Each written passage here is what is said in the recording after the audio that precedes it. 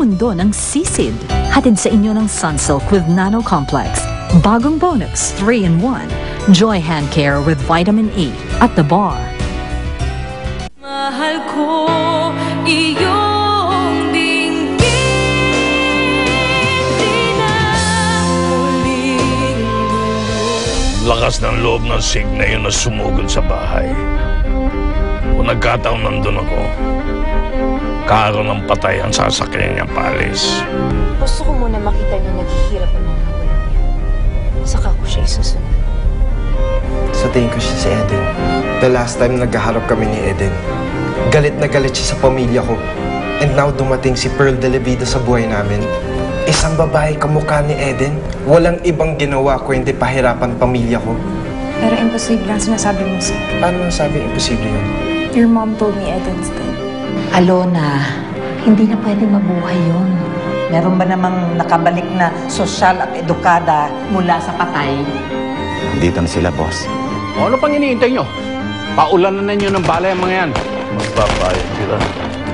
Tandaan mo, Eden. Magbabayad sila. Good news ba? Anong good news? Naisahan na naman ako ng hype na Ramon na yan. Imbis yung mag-asawa ang paglamayan, ang mga tauhan ko ngayong pagpipiyasahan sa morgue, babalikan ko sila. Tignan ko lang kung kakayanin pa nila ang susunod na pagbabalik ko sa kanya.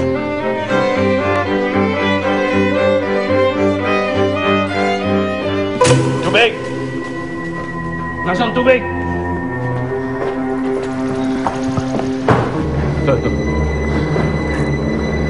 Sige nung ka. Kaya ayaw kong panghinaan ka ng loob. Kung masama sila, dapat maging mas masama tayo. Kung hindi, maunahan ka na naman nila. Paano mo nalaman na sila si Gismundo may gawa nito? Tumawag sa akin kanina si Perla. Hindi ka raw niya makontak.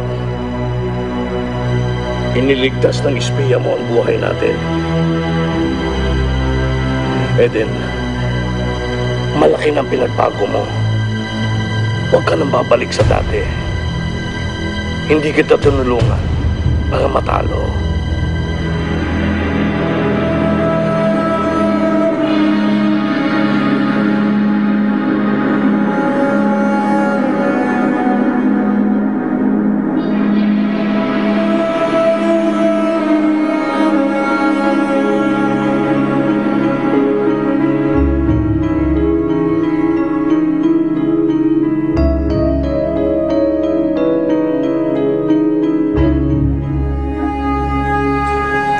Frida, pagkatapos mo sa trabaho mo, pakitawagan si Chapela.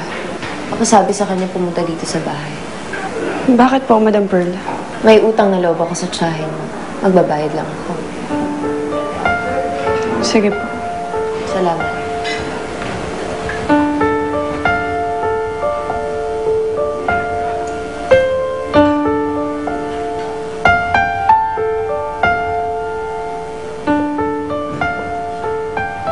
May maganda akong balita sa'yo.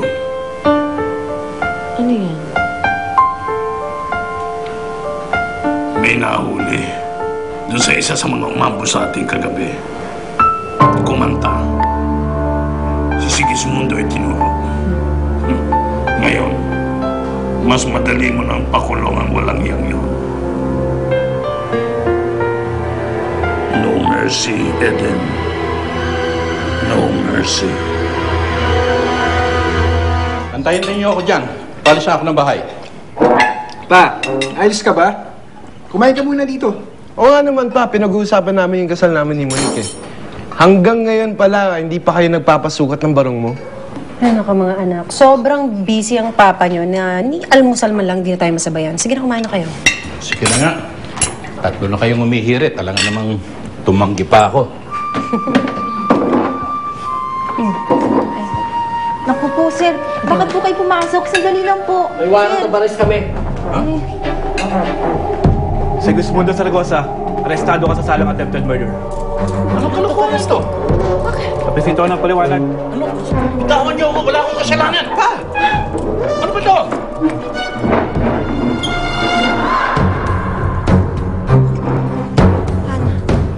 Pa!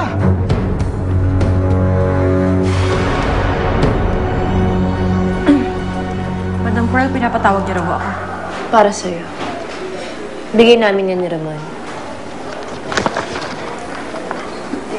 Para saan to? Pasasalamat namin sa'yo. Utang namin ni Ramon ang aming buhay sa'yo. Pinatunayan mo mapagkakatiwalaan ka nga talaga.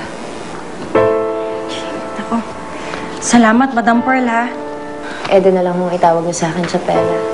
Tapos na ako ang pagpapanggap ko. O sige. Salamat ulit, ha? May pag-uutos ka pa ba? Baka gusto mo ng kopi o kaya ng Diyos.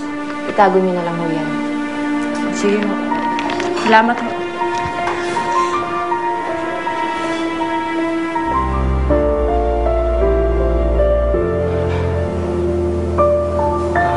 Eden, nagising kasi ako sa putok kagabi. Ayos ka lang ba? Buhay ako at kaharap mo ngayon, Ahmed. Hindi pa ba sapat na sagot to para sa tanong mo? Nag-aaral lang naman ako sa'yo, Eden. Delikado ng buhay mo ngayon. Kailangan mo ng tao magbabantay sa'yo. Nagpipresenta ka ba maging bodyguard ko? Narinig ko kasi ang usapan niyo nila Aling Perla. Kung hindi mo na itatago sa kanila na ikaw si Eden, wala nang problema kahit pa makita nila magkasama tayo. Amen. Sinabi ko na sa'yo, seloso si Ramon. At isa pa, napakarami ko ng bodyguards.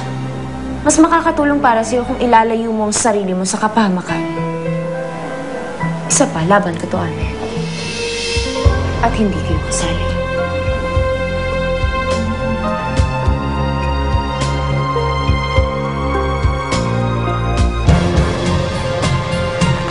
Ay, tingnan mo to. Daming binigay ni Eden na pera, oh. Dapat kasi hindi na tayo sumupsip dun eh. Dapat hinayaan na lang nating mamatay yung mag-asawa. Sira ka ba? Kapag nawala si Eden, wala na tayong pagkukunan ng pera. Kaya dapat lang talaga sa kanya tayo pumani. Ah, yung Alona na yun, pahirap na yun. Habang tong si Eden, papayaman pa ng papayaman. Kaya, tamang dito lang tayo, namambunan tayo ng grasya. Nagkakapera nga tayo. Pero katulong pa rin yung labas natin. Oo, katulong tayo. Pero sa ngayon lang po, pag nakaipon na tayo, pwede na rin nating iwanan si Eden at pwede na tayong magbuhay mayaman. Kaya tigilan mo na yung pagmamaktol mo at sumipsip ka na lang ng sumipsip. Oh, ayan, tignan mo. Tinatakpan mo na naman yung tenga mo, ayaw mo marinig yung mga sinasabi ko. Malamang, si Ahmed na naman yung iniisip mo. Eh paano ako hindi mag-aalala, Chang?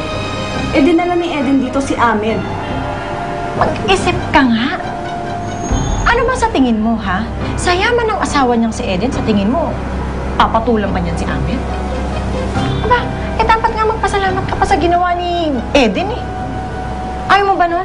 Magkakasama pa kayo ng syota mo?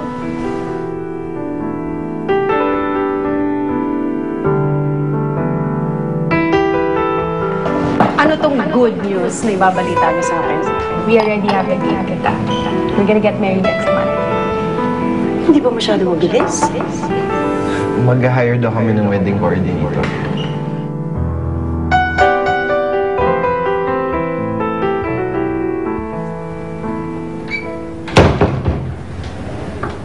Sig, ano ka ba naman? Isang oras ako naghintay sa bake shop. Ano ka ba? Ba't hindi mo na sinasagot yung mga tawag ko? Nandito ka lang pala sa bahay. I'm sorry, Monique. Sorry? Yun lang? Sig, ang tagal kitang hinintay. Ano ka ba? Ang lapit-lapit na ng kasal natin. Bakit pakiramdam ko parang baliwala lang sa'yo to? Hindi baliwala para sa akin ang kasal natin, Monique. It's just that may malaking problema ang pamilya namin. Bakit? Ano na naman problema? Inaresto si Papa ng mga polis. What? Bakit? Ano daw kasalanan niya? Masyadong ang mastermind sa pag-ambush kina Mr. Season at asawa niya. Imposible yan. Sigurado ako pakananan naman ni Mr. Season at ng gold digger niyang asawa to. Yan din ang gusto ko paniwalaan, Monique. Pero paano kung totoo? Paano kung sinubukan talaga sila ipapatay ng Papa?